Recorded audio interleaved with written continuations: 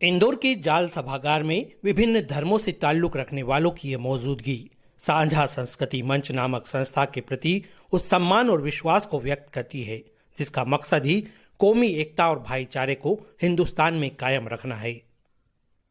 फिलहाल ये सभी आजादी की 75वीं वर्षगांठ यानी अमृत महोत्सव के तहत स्वातंत्र समर नामक आयोजन के जरिए अमर शहीदों को याद करते हुए उनके प्रति श्रद्धा और सम्मान व्यक्त करने के लिए मौजूद थे।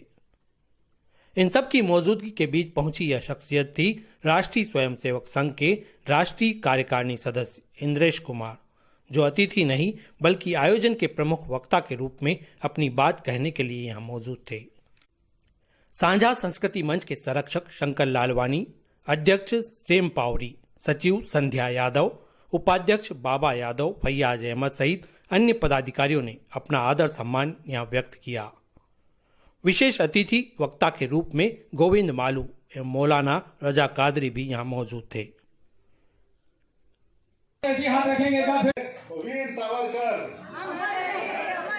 वीर सावरकर, वीर सावरकर, वंदे भारत माता की, भारत माता की। आज की ये महफिल मजहबी सभा नहीं है। आज की यह सभा सियासी महफिल भी नहीं है। आज का ये जलसा देश प्रेम का, वतन से मोहब्बत का, हुब्बल वतनी का अजीम जलसा है।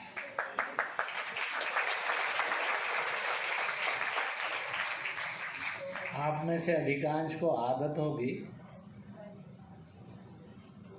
या तो राजनीतिक जलसों में बहुत जाते हैं या मजहबी और जातीय जलसों में बहुत जाते हैं, परंतु इस जलसे की खुशबू न मजहब है, न जात है, न पार्टी है। सनातन में जिसको कहा गया देश प्रेम के लिए जो कुर्बान होता है उसको जन्नत नसीब होती है।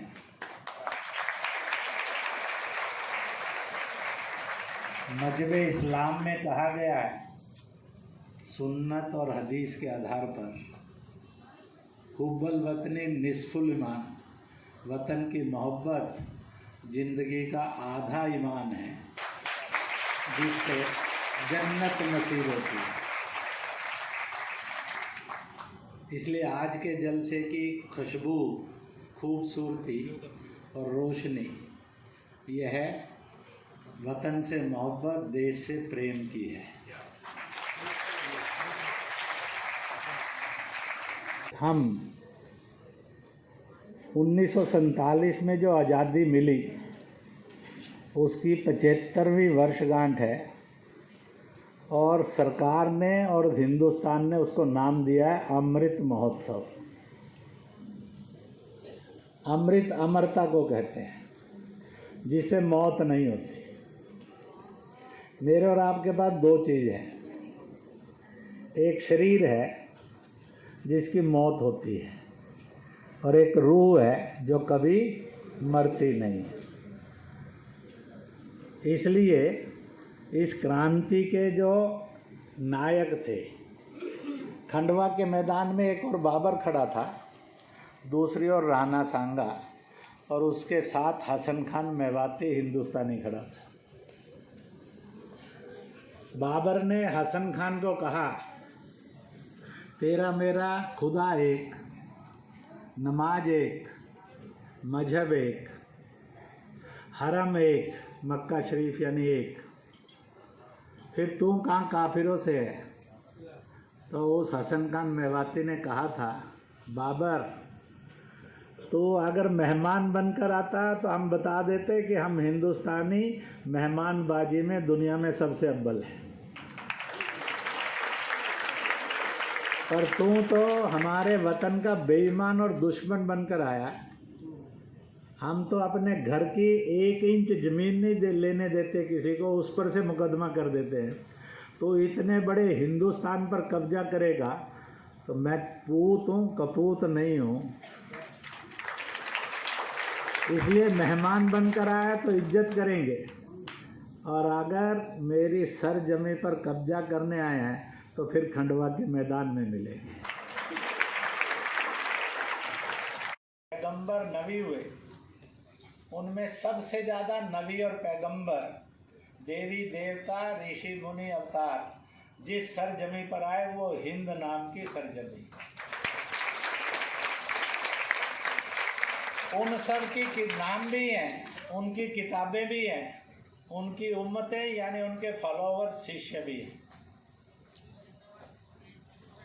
मालिक ने सबसे ज़्यादा हिंद नाम की सरजमी को अपनी रहमत से नवाजा है।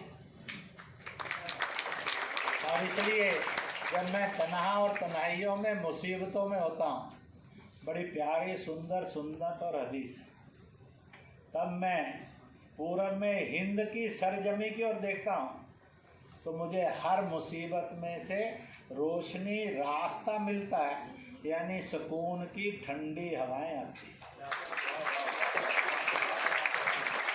रसूल को इस वतन की भूमि से 1000 किलोमीटर दूर थे।